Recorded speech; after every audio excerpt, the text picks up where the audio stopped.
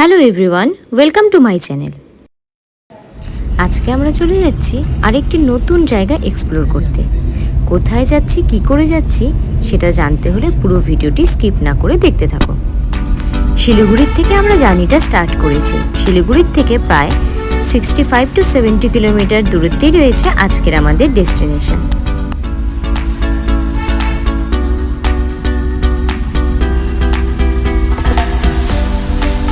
আমরা পৌঁছে গেলাম মিরিকে।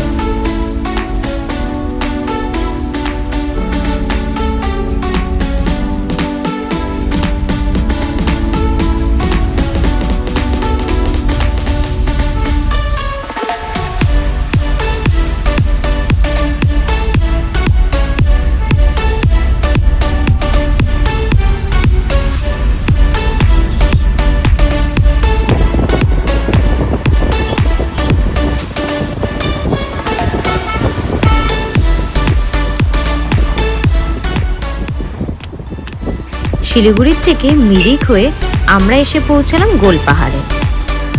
এখানে চারপাশের ভিউটা অপূর্ব সুন্দর।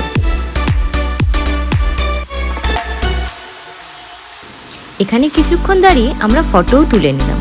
ফটো তুলে নিয়ে আমরা আবার রওনা দিয়ে দিলাম আমাদের আজকের ডেস্টিনেশনের জন্য। এখান থেকে প্রায় 3 থেকে 3.5 কিলোমিটারের দূরত্বেই রয়েছে আজকের ডেস্টিনেশন।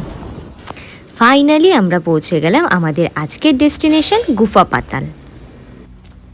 এখান থেকে প্রায় 100 থেকে 150 মিটার ট্রেক করে উপরের দিকে যেতে হবে। ট্রেক করে যাবার রাস্তাটা খুবই সরু।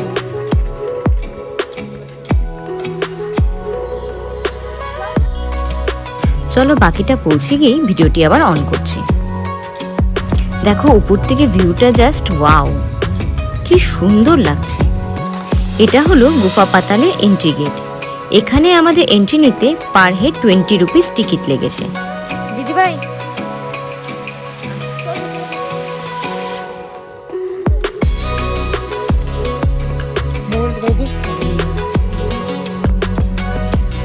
চলো ভেতরে গিয়ে তোমাদের পুরো ভ্যালিটা ঘুরে দেখাই।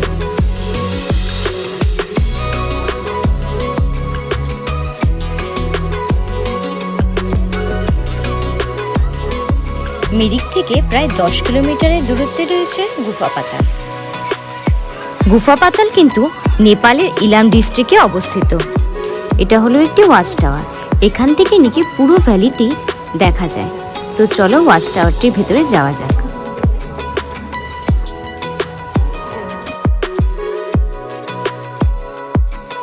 দেখো ওপর থেকে ভ্যালিটি কি সুন্দর লাগছে।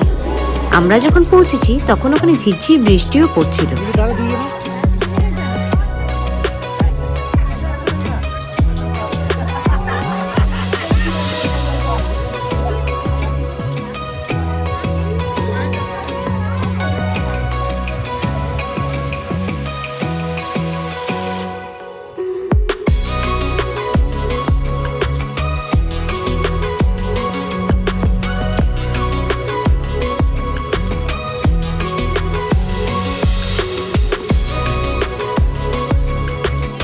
সুন্দর দেখো, চারিদিকে শুধু ফুল আর ফুল।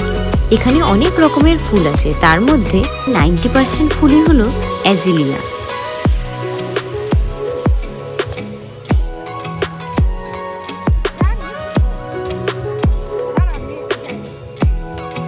ভিডিওতে তোমরা যেরকম দেখতে পাচ্ছ তার থেকেও অনেক বেশি সুন্দর সামনে থেকে জায়গাটি।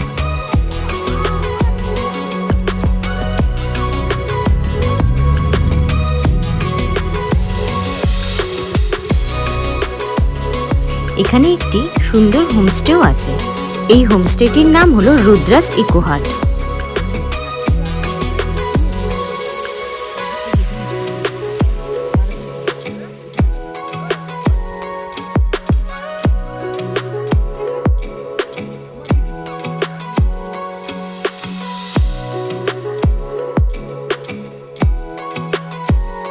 আমার আজকের ভিডিওটি ভালো লেগে থাকলে ভিডিওটিতে একটি লাইক, কমেন্ট, শেয়ার করো।